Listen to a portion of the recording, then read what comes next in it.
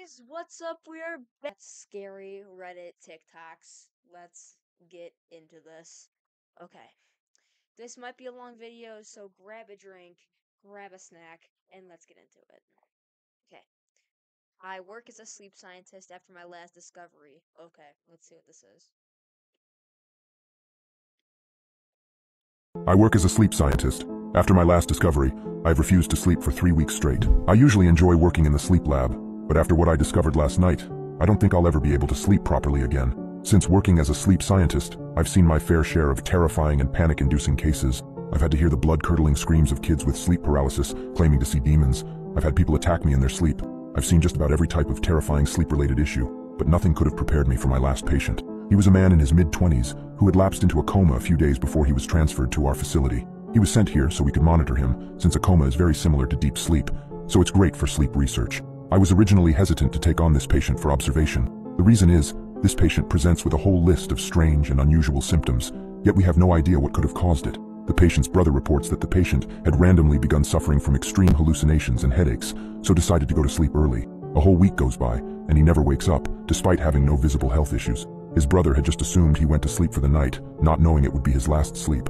I knew it was going to be a challenge finding out what caused this, so I hooked him up to our monitoring machines and began with our usual process. But I never could have guessed the horrifying discoveries I would soon make. When I began monitoring the patient, I noticed something extremely strange. His brainwaves weren't typical of a normal coma patient, but all his other physical attributes are. His pupils are unresponsive to light, and he is unresponsive to all stimuli applied, including painful stimuli, except for reflex responses. But his brain waves seemed like he was still awake, still fully capable and conscious. The professor in charge of our lab had a theory that the patient may have been exposed to some airborne pathogen that infected his brain, which may explain the unusual brain activity. But something was telling me it was something a lot worse than that. Whatever the diagnosis, he was a medical mystery and could have held the key to some obscure disease, and by extension, a new discovery. We were looking at uncharted and undiscovered scientific territory here. So, this afternoon, one by one, my colleagues at the lab checked out for home. Soon there was just me left, staying overnight alone to monitor the patient. I have done this, as I say, many times before. It's the usual routine.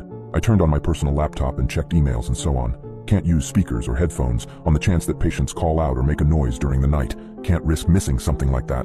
I was reading something online when I first heard footsteps coming from the corridor. I didn't think anything of it. Probably one of the patients had woken up and had to use the restroom or something. I was immersed in the article I was reading, when suddenly everything seemed to stand still as the realization hit me. There were no other patients in the sleep lab tonight. Just me and Coma Guy. My head turned to the monitor instantly, in the dubious hope that maybe the patient had woken up. Nope, still on the bed, unresponsive, like a log. The footsteps were in the corridor, and they seemed to be going towards the sleep room. I swiveled in my chair and scrambled to the door, in long, hurried steps, almost leaping to it. I opened it and peered out. There was no one in the corridor. Just to be safe, I checked the nearby rooms, including the vacant sleep rooms. All the doors leading to the sleep lab were locked. Only my staff security swipe card can open those. I was safe and sealed in. It had been my imagination. Sighing and assuming it was probably nothing, I returned to the monitoring room. Another quick check that the recordings were in order, and I settled into my laptop routine again. With the computer fans humming away, the steady beep of the patient's heart rate, and nothing interesting online, I was on the verge of sleep. Thank God I never fell asleep then. Otherwise, that could have been my last ever nap. The steady sound of the patient's heart rate is what had almost lulled me into a trance, and it's the heart rate that woke me up again, with start. The patient's heart rate had spontaneously increased, very fast. I looked up eagerly at the EEG signal. It had changed, gotten quicker, responsive to something. Was the patient waking up? I stared at the infrared camera image, which was blurry, so I got up and went to look in through the window. Nothing. There was no movement, no change in the patient's consciousness, but his breathing and heart rate had increased. His brain activity had changed within the coma. Was he experiencing hallucinations? I stared at the stationary figure on the bed for some time in the darkness. And then, something within the room moved. At first, I thought it was the shadow of the cabinet on the other side of the room, but the shadow was moving, creeping. A black mass, creeping slowly towards the bed. I blinked, trying to be sure of myself. It was so dark that sometimes the mind creates shapes of darkness and shadows, illusions. No, it did seem to really be there. It was elongating now, as though something, this black thing, had been on all fours and was now standing up, to stand over the patient in his bed. An intruder. Someone here to attack the patient, or just someone mentally unstable who had somehow found a way in. Perhaps they had tailgated and slipped in behind a member of staff as they had entered through the security-protected doors. "Hey!" I shouted, banging on the window. "Hey, who's there? You're not supposed to be in there." The figure stood, unmoved. I went back to the door, through the corridor, and into the sleep room. I turned on the light. No one was there. There couldn't have been time to escape. If they'd exited the sleep room, they would have run into me in the corridor. How odd. Most likely a trick of the darkness. Just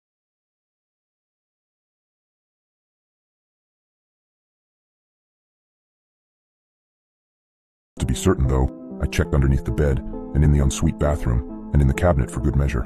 Everything was in order. I looked at the patient in bed. I was now standing over the bed in the same way I'd imagined the shadow had done. The patient's breathing had returned to his normal pace.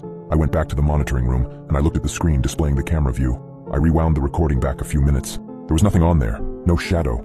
Everything was just like usual. Empty room, with the patient in the bed with nothing moving. Either my imagination was just playing with me, or I was experiencing some extreme hallucinations.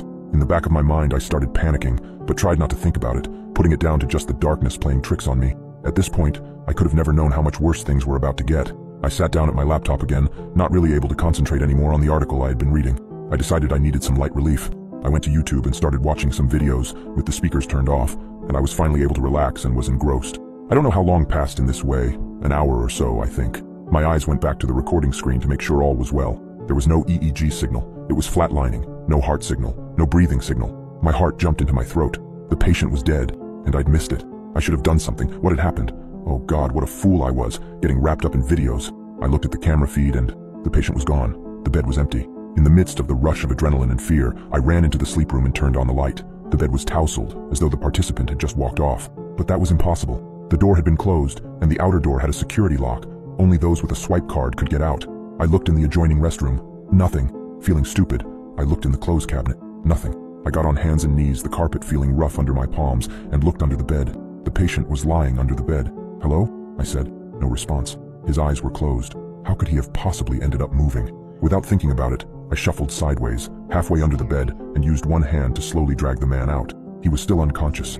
The wires were still attached to his head, but had been unplugged at the other end, from the recording machine, so they trailed, long, unattached wires like dreadlocks from his head.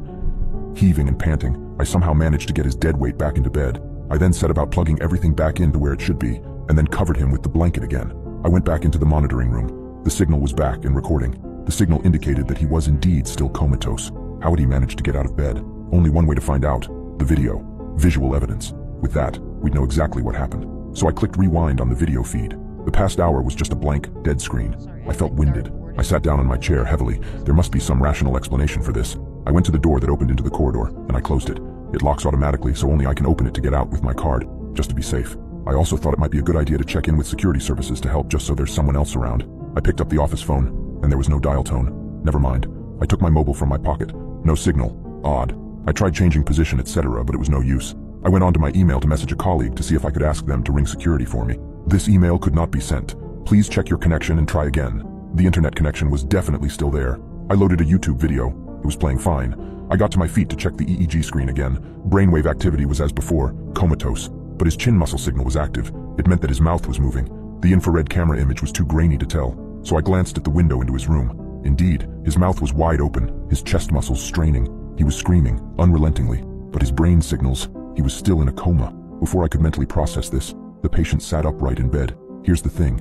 There was no activity in his brain areas that should control his movement or muscles to move. These regions of the brain were inactive. By the look of the signal, his brain wasn't actually controlling his movements. So what the hell was controlling them?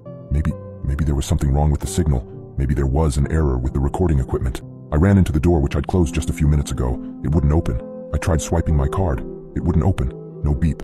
Nothing. Neither was I able to turn on the light. Somehow nothing was working. There was a pane of frosted glass at the side of the door. I knew I had to get in there to the patient, so I planned to smash it and squeeze through. I lifted the chair above my head and steadied myself, planting my feet firmly, and got ready to swing. That was until someone pushed me. Someone shoved me, forcefully, away from the door. I toppled over, the chair falling from my grip, onto me in a confused, tumultuous movement where I couldn't tell where my head was in relation to my feet and the floor. I managed to untangle myself, pushing the chair off me, not thinking about the malicious force that had thrown me onto the floor. The recording computer monitors went dark. The EEG signals and the camera feed screens, both, just pop, and they were gone. I was plunged into greater darkness. I ran to the window to look in at the patient. He was sitting upright in bed, still screaming. He had been screaming relentlessly throughout all this. I stared at him and banged on the window, trying to get him to wake up. This wasn't a normal coma. Perhaps I could wake him up if I tried. I don't know what the hell this was. I was willing to throw all protocol out of the window now, and then someone closed the blind from the other room. I just stood there staring at it. I didn't see a hand pull the blind down. but just the jerking movement of the dark blind being pulled to the bottom of the window pane. Someone else might have shouted out, asked who was there. I don't know why, but I just didn't. Maybe because I knew it would be no use. I never thought I would type this, but I knew then that this wasn't a human I was dealing with. I just felt suddenly drained. I thought back to when his brother said he was hallucinating before he fell asleep and never woke up. I think I might be next. I work as a sleep scientist. After my— What? Dude, that is terrifying. Wait, I'm gonna check this out really quick, and I'll be right back. Wait, no. No. Okay. Okay, wait, we gotta... my last discovery, I've refused to sleep for— Okay. Next is... What is a genuinely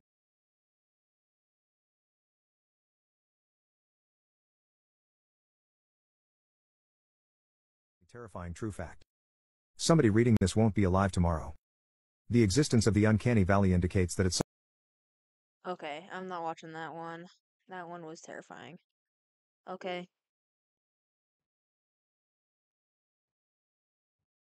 This one looks pretty... What? What is going on?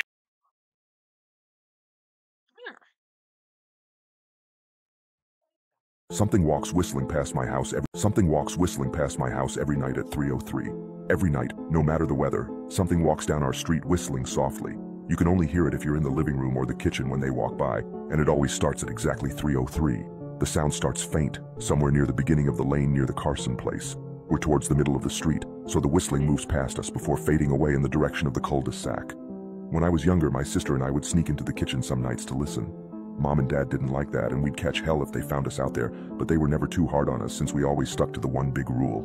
Don't try to look at whatever was whistling. My neighborhood is a funny place.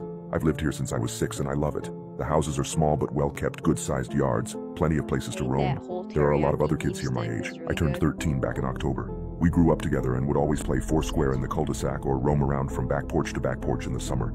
This was a good place to grow up. I'm old enough to see it, and there's only the two strange things here, the night whistling and the good luck. The whistling never bothered me much. Like I said, I couldn't even hear it from my bedroom, but Mom and Dad don't like talking about it, so I've stopped asking questions. My dad is a strong guy, tall and calm. He has an accent since he moved to the US as a kid. His family, my grandparents, they're from the islands. That's what they call it. My dad, the only time he isn't so calm is if the whistler comes up. He talks a little quicker then, eyes move faster, and he tells us not to think about it so much and to always remember the one rule, the big rule. Don't try to look outside when the whistler goes past. Not that we could look even if we wanted. See, there are shutters on the inside of every window, thick pieces of heavy canvas that pull down from the top and latch to the bottom of the window frame. Each latch even has a small lock, about the size of what you'd find on a diary. My dad locks those shutters every night before we all go to bed and keeps the key in his room. My mom, I don't know what she thinks about the whistling. I've seen her out in the living room before at 3:03 when the sound starts. I could see her if I cracked my door open just an inch to peek. She's not out there often, at least I haven't caught her much. But once or twice a month I think she sits out there on our big red couch just listening. The whistler has the same tune every night. It's cheerful, da-da-da-da-da-dum, da-da-da-da-da-dum. Remember how I said there are two odd things about where I live? Well, besides our night whistler, everyone in my neighborhood is really lucky. It's hard to explain, and Dad doesn't like us talking about this part much either. But good things just seem to happen to people around here a lot. Usually it's small things, winning a radio contest, or getting an unexpected promotion at work, or finding some arrowheads buried in the yard, you know, the authentic kind. The weather is pretty good and there's no crime and everybody's gardens bloom extra bright in the fall. A million little blessings, I've heard my mom say about living here, but the main reason we stay here, why we moved here in the first place, is my sister Nola. She was born very sick, something with her lungs. We couldn't even bring her home when she was born, only visit her in the hospital. She was so small, I remember, small even compared to the other babies. A machine had to breathe for her. We moved into our house here to be closer to the hospital. As soon as we moved here, Nola started getting better. The doctor— Fun fact. I heard that there was one last guy. His name was like Russell or something. Or like Jared. I don't know. I'm making stuff up at this point. But he is currently in the last iron lung somewhere in Denver, I think. I think it's in Denver. But so an iron lung is like a big tube. And then the human goes inside it. And it breathes for you. And it's like really weird. Okay, so let's watch. The doctors couldn't figure it out. They chalked it up to whatever they were doing, but we all could tell they were confused. But my parents knew, even I knew, Nola getting better was just another of the million little blessings we got for living in our neighborhood.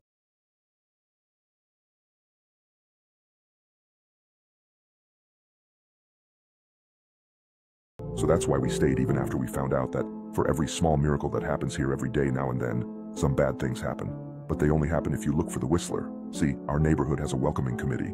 They show up with macaroni casserole and a gift basket and a manila folder whenever someone new moves in. They're very friendly. 4 people showed up when we moved in 7 years ago. The committee made small talk, gave me a Snickers bar, and took turns holding Nola. It was her first week out of the hospital, so they were extra careful. Then the committee asked to speak to my parents in private, so I was sent to my room, where I still managed to hear nearly every word. The welcoming committee told my parents about how nice the neighborhood was, really exceptionally hard to explain kind of nice. And then they told my parents about the even harder to explain whistling that happened every morning at 3:03 and ended at the tick of 3:05. The group, our new neighbors, warned my parents that the whistling was quiet, would never harm or hurt us, as long as we didn't look for what was making the sound. This part they stressed, and I pushed my ear into the door straining to hear them. People who went looking for the Whistler had their luck change, sometimes tragically.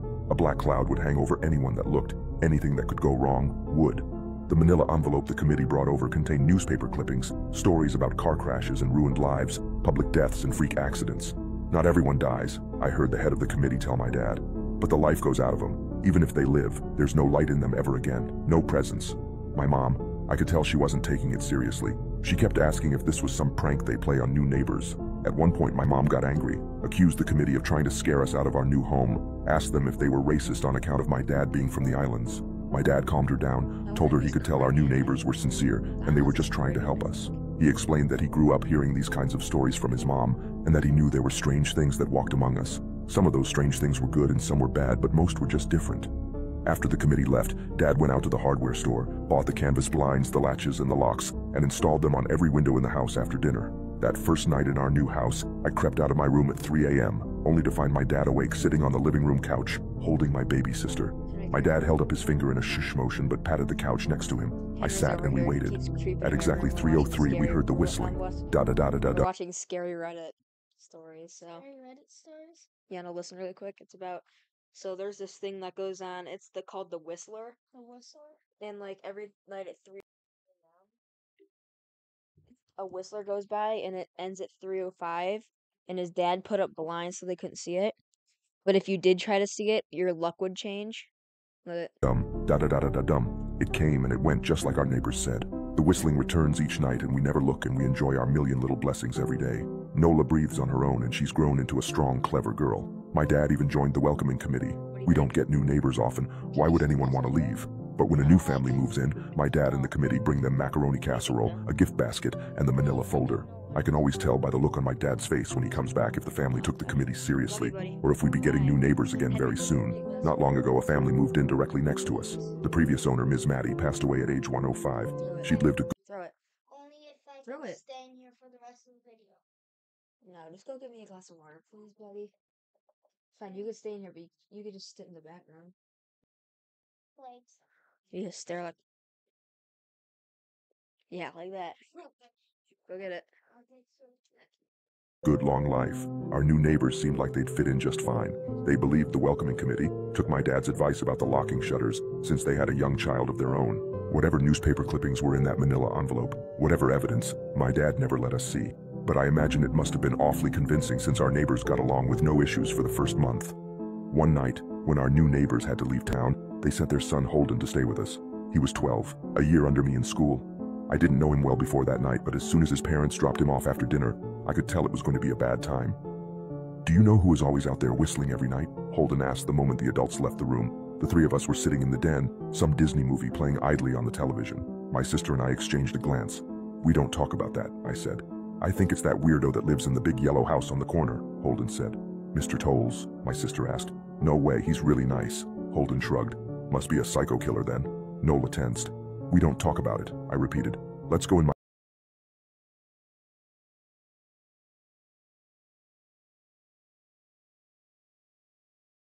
room and play Nintendo. We spent the next few hours playing games, eating popcorn, and then watching movies. A typical sleepover, but I could see Holden was getting antsy. After my parents had wished us a good night, locked the blinds, and gone to bed, Holden stood up from his beanbag and walked over to where Nola and I were sitting on my bed. Have you ever even tried looking? He asked. It's nearly time. Like most sleepovers, we'd conveniently ignored any suggestion of a bedtime. I was shocked to see he was right. It was almost 3 a.m. I sighed. We don't... See, I can't even try to look because my dad locks the blinds every night and hides the key. he continued, ignoring me. So does our dad, said Nola. No, replied Holden. No, he doesn't. You saw him do it, I said, a little sharper than I meant to sound. Holden grinned. Your dad locks the blinds, yeah, but he doesn't hide the key. He keeps it right on his normal keychain.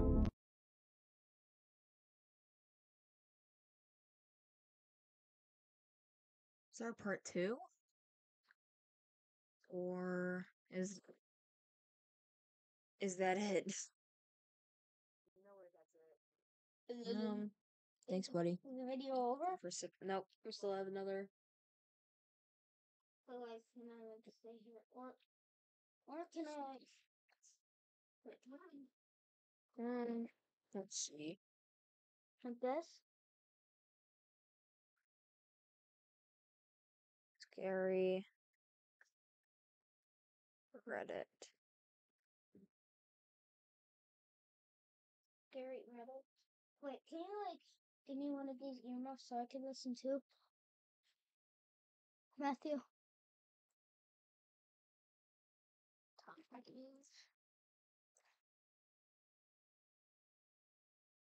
Why don't you use this mouse? Skinwalker.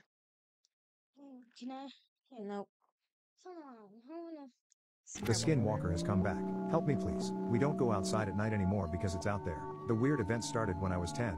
I was outside on the balcony one night on the phone with my friend. The moon was lit enough so I could make out a silhouette of a person running around the yard, ducking behind bushes, crawling across the grass. It was changing size. One time it ducked behind a tall tree and had come out as a kangaroo, then gone behind another tree and came out as a person. I walked slowly inside just in case it noticed me. I locked the doors and went straight to my bedroom. That night I looked up what it could have been. I think it was a skinwalker. For months after that I would hear noises outside my room, screaming and tapping on my walls, footsteps outside my window echoing with a deadly undertone. I told my dad about these events, and when I did, it all stopped for about a year. The noises then came back.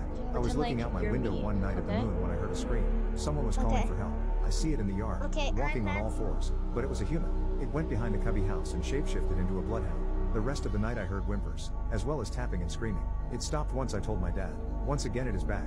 Now it's come back. It walks past my room.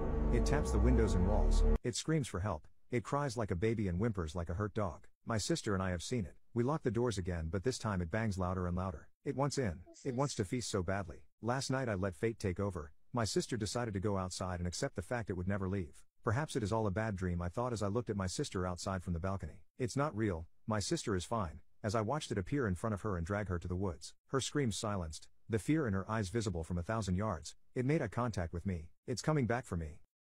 The Skinwalker has come back.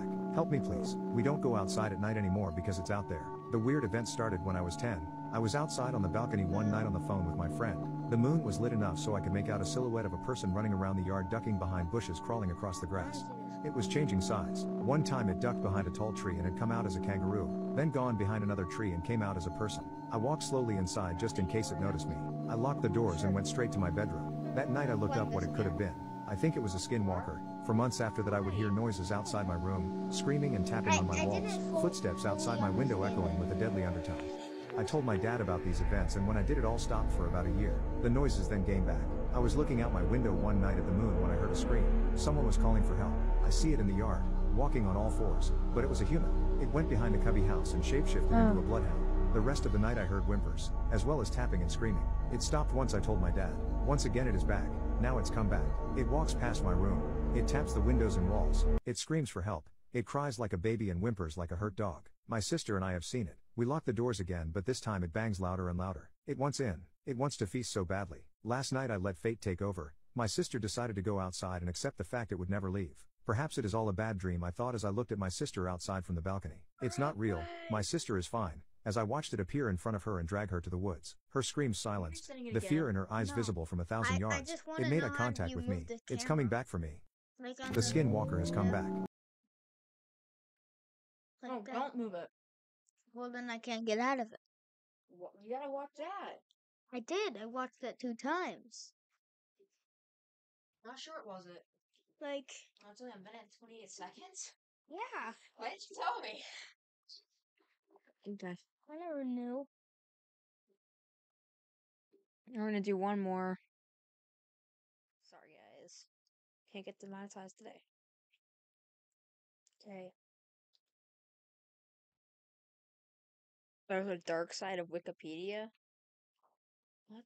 Oh, There's a whoa! dark side of Wikipedia that we aren't supposed to see. We all love Wikipedia, don't we? A seemingly endless source of information on pretty much every topic. But did you know that there's something else you can do on Wikipedia? A ritual of sorts? I recommend proceeding with caution. There is a certain level of risk involved when pursuing something like this. Would I recommend it? Not really, but here are the rules. You will need to do the following. Get a device with internet access, preferably something mobile, like a laptop or smartphone. Make sure that none of your personal information is stored on this device. If it's a smartphone, take out the SIM card. Delete all your contacts, social media apps, photos, etc. This is not an optional step. Internet access, preferably public, like a library or a large crowded coffee shop. You can also just use your home internet. Not recommended though. Second, get a hold of a weapon. Optional, but also not at the same time. You'll only need these things for reasons I'll explain later, but more often than not, you won't be needing these things. 15 out of 100 times, I'd say. Still, better safe than sorry. Here's what you'll need to do. Sit down at a library, coffee shop, or any place with public Wi-Fi. Start off by visiting an extremely popular wiki page. For example, Michael Jordan, World War II, Elon Musk, etc. Now, here's where you gotta exert a bit of brain power. You're gonna have to traverse from this popular page to an obscure page that has hardly been seen at all in comparison. You'll need to find a page about something truly unknown, inane, like some unheard of Romanian folk singer from the 1960s who only released 2 songs before dying in their 30s or something. Doing this is harder than you might think. The page truly has to be something that very few people are aware of or would bother to learn about. Once you've found a page that you deem suitably obscure and unseen, you'll have to click on the Wikipedia homepage, find another popular topic, and repeat the process, maybe 3 to 5 times at the very max. But don't worry about clicking pages endlessly. You'll know that you've done it right when you come across a seemingly blank page. The wiki symbol and side options will still be there, but the page itself will be devoid of any pictures or text, except for the title of the page at the top, that is. It'll say, information limit, followed by a string of numbers. Remember that string. You'll need it later. Also, don't close the browser. You've done it. The ritual has officially begun. At this point, you'll have to leave the location you accessed it at. For the love of God, don't just go back into your house. Get into your car or walk on foot to a remote location without internet access. You can't just be disconnected from a network. There should be no networks available to scan for at all. Make yourself comfortable and open that information limit page again. Hit refresh. Another page should load up despite the lack of connection. It'll be a login screen with a single prompt. Enter access point. Enter the string of numbers you memorized earlier, except for the last 2 digits. Most people who try this just type in the string as it is. Do not do this or you'll be met with a horrible fate. Pay attention and refrain from fucking it up. Once this is done correctly, you'll be directed to something that looks like the Wikipedia homepage, but just a bit different. Now, I'm not quite sure what kind of site this is or where it even originates from. A lot of people just call it the Forbidden Wiki, myself included. I need to note something of great importance here. If the page that loaded up is not in English or whatever language that you originally accessed it from, then click off immediately and go home. You shouldn't try and subject yourself to any of the images that may pop up on the pages you visit. They aren't meant for you, aren't meant for human perception. If you glance upon these images, you'll end up with a fate worse than the one that you'd get if you entered the entire string into the prompt, and that one is bad to begin with. You're curious, but don't take the risk. But if the page is in the language you recognize, then go ahead and proceed. You'll notice that the Wikipedia symbol will now be a bit different than the one you're familiar with. It might be a different shape, a different color, different symbols perhaps. More often than not, it'll look more ominous, more sinister I suppose. You need to keep in mind that the articles and topics you might stumble across on this site do not exist in our world. They are not something we need to be worried about. Don't stay up at night thinking about what you'll see. As far as we need to be concerned, they're not real. From this point, you have free range to explore as you please. Be sure not to look at more than around 15 pages, spending less than a minute on each. If you linger around forbidden knowledge for too long, they will know you're looking. Who are they exactly? Anybody who has a solid answer to that question likely isn't around to divulge it. Just know that they are not from this plane of reality, that they possess far more strength and knowledge than you could ever imagine. Don't think you'll be able to evade or, God forbid, try and fight back against them. Even the most decorated of soldiers who've been through hell and back wouldn't come close to succeeding, but don't be too scared. Like I said, just don't linger on any one page for too long and don't visit too many. If you do this, you'll more or less be able to bypass their detection, but don't think this means you're somehow getting the best of them. You need to read and analyze these forbidden articles for upwards of hours before understanding what they truly mean and the ramifications of their existence in the multiverse. With less than a minute of exposure, you'll only be able to gain a surface level understanding of the subjects at best, and they hardly care about that. However, there is a way to legitimately bypass their detection, enabling you to look at the articles for a longer duration of time, but these involve complicated strategies that require extensive knowledge knowledge in both programming and arcane occult rituals. And even then, the risk is still astronomically high. Again, not recommended. You might be wondering why you can't just take pictures and look over them afterwards for however long you want. Well, I suppose you could, but it makes no difference. They'll still know you're looking and react accordingly. So why bother bringing any kind of weapon, you might ask? Well, it's not to fight back against them. Like I said, that's a fruitless effort. Nah, these weapons are for the lurkers. Sometimes if you're unlucky, around 15% of the time, like I said, your mere digital presence on the Forbidden Wiki will alert them to your location, and it's something that can't be helped. But even though the lurkers aren't in any way affiliated with them, they do have comparable goals. They don't want you looking at that information either. But unlike them, the lurkers don't want you to have any kind of awareness of the subjects at all. You won't be able to anticipate them. They might fall out of a tree if you're in a forest. They might step out of a dark corner if you're in an abandoned building. They might crawl out of a lake. You get the gist of it. You won't see them coming. Some will be more humanoid in appearance. Some will look more unfamiliar. They will try and kill you in any way possible should you keep looking at the site. One sure way to guarantee your survival in these situations is to just close the browser, drop your device, and take off. If you do this, they'll have no reason to chase you down. However, if you do want to keep looking, the lurkers aren't impossible to dispose of. In fact, if you're armed well and have moderate combat experience, you should be able to wipe them out relatively easily and then continue exploring the site. Conversely, you could hire somebody else to deal with them on your behalf while you continue browsing. I'd recommend this option. Like I said, you can't stay on one page for too long, and if the lurkers start giving you trouble, then you might be a bit screwed. Well, now that that's all out of the way, let me tell about some of the pages I've come across on the Forbidden Wiki. Keep in mind that I had under a minute to glance over these, and despite having a fairly good memory, I'll only be able to describe so much. This is what I saw. Inhabitants of the Bermuda Triangle. The beings living on these small, scattered islands are extremely hostile towards human contact. Reported to be able to fly, causing trouble for aircraft traveling through. Believed to have originated from a large underwater volcano. Channel 51 is a controversial news station that broadcasts on Channel 51 between 3 to 4 a.m. The reports presented on the program have been considered nonsensical and disturbing to the viewers watching. Sometimes the hosts have reported incidents that have not occurred up until that point, only for these incidents to transpire 1 week after, as was the case with the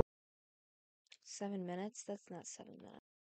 I'm a time traveler from the year 2345. I'm so sorry for what's coming for you. Regardless of whether you believe or not, I assure you I am a real one. I will say right off the bat that I won't give you my real name for the simple reason that, well, I'm actually alive right now, in 2023. To be more specific, the past version of me is alive right now, and I can't afford to let history change for reasons I'll go into in a minute. I also won't get into much information about the future in relation to things such as politics or such. So, please don't ask. But I suppose I should give a few rather vague details which may help convince you as time goes on that I'm telling the truth. It may help convince the right people that my warning is real. For starters, less than 2 or 3 decades from now, not only have the cures for cancer and other major debilitating diseases been found, but they can be administered from a simple vaccine shot. In a way, the pandemic we went through helped accelerate their development. We also end up making death itself more of a choice than an inevitability. Life extension research being conducted right now leads to both the ability to live for centuries, if not longer, but also retain our youthful bodies for as long as you wish, which means many of you reading this might still be alive in my time. I was one of those who jumped on the bandwagon after they finished working the bugs out of it. I mean, imagine having the body of yourself in your 20s with all the knowledge and wisdom you accrue from living so long, not to mention being able to do all the things which a single natural lifetime wouldn't allow. It gets some pushback at first by people who worry about living beyond a natural lifetime. Gasoline is banned by the halfway point of this century, but synthetic fuel means people aren't forced into electric cars, which I was extremely happy about because it meant I could keep driving my Cadillac DeVille around. Although, many people get hooked on the flying car craze that happens towards the end of the 21st century. Not me, though. I prefer staying on the ground. Trust me, mid-air accidents are not pretty. However, space travel took off after the Artemis missions put people back on the moon, a few years from now for you guys. And once the moon base and spaceport was constructed, well, it was off to the races from there. Vacations to planets like Mars, along with planetary moons such as Europa and Titan, become regular occurrences, even for those not so wealthy. And as for time travel? Well, that took a little while longer than anticipated to actually work on. And that's the reason why I'm writing this now. You see, there were many discussions that happened as people began to take time travel more and more seriously. Not only to the future, which could already be done with time dilation, but to the past. It almost became as much of a race for every country in the world as the space race in the 60s had been. Everyone wanted to be written into the history books for eternity as the ones who finally invented the ability to travel through time itself. But people weren't really rushing like they used to when they only had a century or less to live. Scientists could work much longer without worrying about retiring or dying. During the first part of this time, I honestly wasn't a part of the endeavors myself. I'd more or less turned my life around from the second I realized I would be able to live far longer than I thought I would before. I made something of myself, and without getting into too many specific details, as again, I want my identity to remain protected, I will say I became a best-selling author, an explorer who did everything from climbing Mount Everest on Earth and Olympus Mons on Mars, to using the I didn't turn on. Okay, love you. Okay, let's continue. vast wealth I made from writing and other business endeavors to create underwater cities, similar in design to how Rapture from the BioShock video game looked. I was living my best life from the latter half of the 21st century to the midway point of the 23rd. But there was something that kept pulling away at my mind all throughout it. I'm a time traveler from the year 2345. I'm so sorry for what's 2345. Aren't we in the 20th century? Because we're in not 21,000, right? Is that correct? Okay, guys. Ooh, that was a long video. Thank you guys so much for watching, and we'll see you in the next one. Bye. Woo!